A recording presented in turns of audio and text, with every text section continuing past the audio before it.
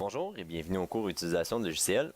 Aujourd'hui, nous apprenons à utiliser la mise en forme conditionnelle. Qu'est-ce que la mise en forme conditionnelle? Eh bien, ça nous permet de changer le format d'une cellule, par exemple son arrière-plan, la couleur de son arrière-plan, en fonction de la valeur de cette cellule.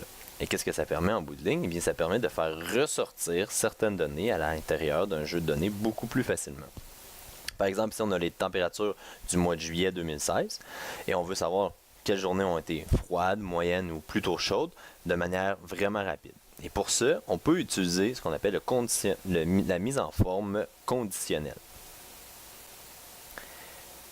Alors, pour utiliser la mise en forme conditionnelle, c'est relativement simple. Il suffit de sélectionner les données qui nous intéressent et aller dans Accueil, Mise en forme conditionnelle.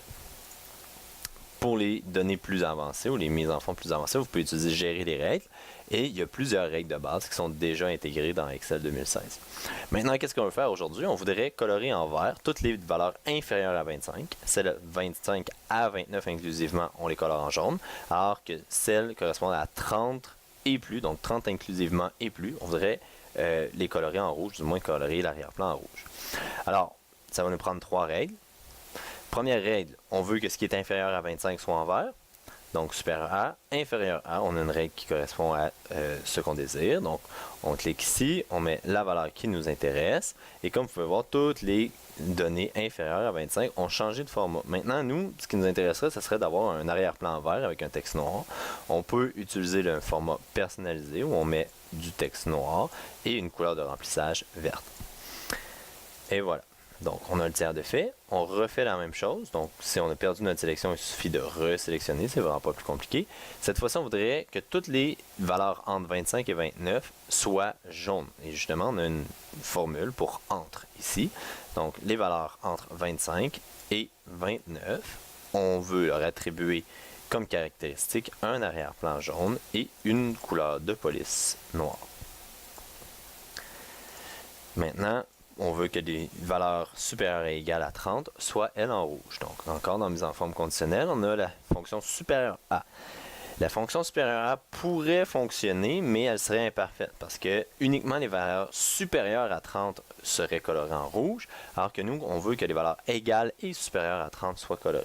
Et là, on va aller dans les autres règles, qui est une fonction légèrement plus avancée. Encore une fois, on veut que la valeur de la cellule, donc le chiffre de cette cellule, soit non pas supérieur à, mais supérieur ou égal à. Et dans ce cas-là, on va dire 30 degrés Celsius. À ce moment-là, qu'est-ce qu'on veut? On veut que le format de la cellule soit écriture noire et remplissage rouge.